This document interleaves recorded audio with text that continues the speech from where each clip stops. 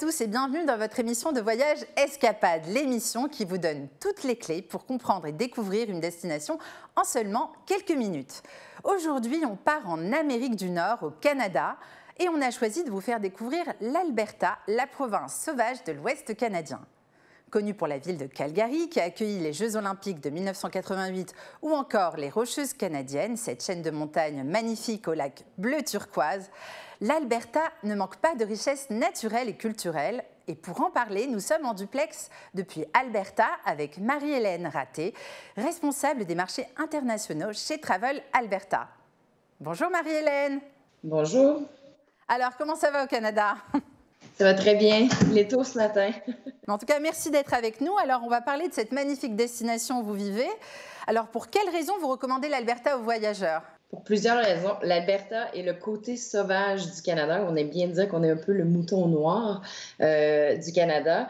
On est reconnu évidemment pour nos montagnes rocheuses, nos lacs aux eaux turquoises, mais aussi l'Alberta possède 3 des parcs nationaux les plus populaires au Canada, dont Jasper, Waterton et Banff, qui font l'envie de tous les voyageurs partout dans le monde. Et d'après vous, quelles sont les visites et activités immanquables sur place ? On a plusieurs créneaux dans les activités. On a 5 produits niches. On parlerait de toutes les activités de culture autochtone. On a les loisirs de plein air, bien sûr. On a la nature urbaine. On a aussi les dinosaures. On a 2 parcs de dinosaures très importants parce qu'il y a beaucoup de dinosaures qui ont vécu en Alberta à l'époque. Et les plaisirs d'hiver. Donc, pour la suite de la culture autochtone, on a des activités. On a un hôtel 100% métis qui compte 40 chambres qui s'appelle Métis Crossing, où on peut exploiter les terres et regarder les bisons blancs sauvages. On a aussi Macon Trails qui offre une randonnée sur l'apprentissage des plantes médicinales. Aux côtés du loisir de plein air, les possibilités sont infinies. En été, on a le paddleboard, le canot, le kayak, on a la randonnée. En hiver, on a le ski de fond, le traîneau à chien, on a la raquette, évidemment. Et du côté de la nature urbaine, Calgary possède plus de 1000 kilomètres de sentiers urbains et de sentiers de vélo.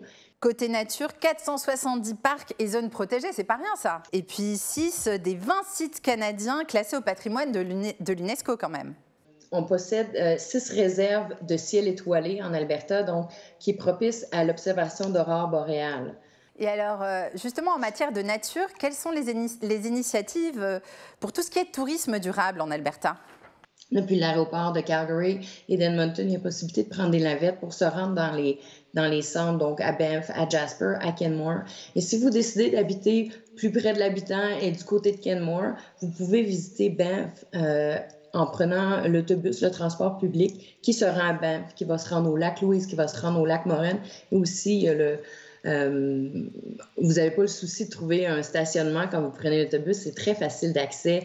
Le réseau est facile. Vous avez une application que vous pouvez télécharger. Vous voyez quand le prochain autobus va passer. Vous avez un grand réseau de sentiers à vélo aussi, des vélos électriques que vous pouvez louer. Et les autobus de Kenmore, comme je disais, sont aussi munis de supports à vélo. Donc, si vous vous rendez à vélo et vous êtes fatigué, vous pouvez revenir en autobus. Super. Et donc, pouvez-vous nous donner quelques conseils pour des visites hors des sentiers battus ? Allez, donnez-en peut-être 2 ou 3 pour terminer. Hors des sentiers battus, l'Alberta a développé des zones touristiques à l'extérieur des Rocheuses. Donc, des petits villages, des petits hameaux que les gens peuvent visiter. On vous suggère souvent d'utiliser la route 22, qui est la route des Cowboys, où vous trouvez plusieurs villages. Vous pouvez arrêter pour prendre un café, acheter des produits locaux, visiter les marchés fermiers aussi. C'est une belle façon de se retrouver près de la communauté. Et quelle est la meilleure période pour aller en Alberta ? WestJet qui est une de nos compagnies aériennes basée ici à Calgary, offre un vol direct entre Paris et Calgary. 7 jours sur 7 et à l'année. Donc, l'été, on se concentre sur les sports de plein air. On a le Stampede, qui est le plus gros festival, le plus gros rodéo à ciel ouvert en Amérique. Super. L'hiver, évidemment, tout ce qui est sport d'hiver. L'automne, on a les mélèzes qui changent de couleur. Les randonnées pédestres sont absolument magnifiques et pour les photographes animaliers, c'est le meilleur temps. Et le printemps, c'est 2 saisons, une journée où on peut faire du ski le matin et golfer en après-midi. Merci beaucoup Marie-Hélène Raté et je vous souhaite une bonne continuation en Alberta et je vous dis à très bientôt pour un prochain numéro d'Escapade.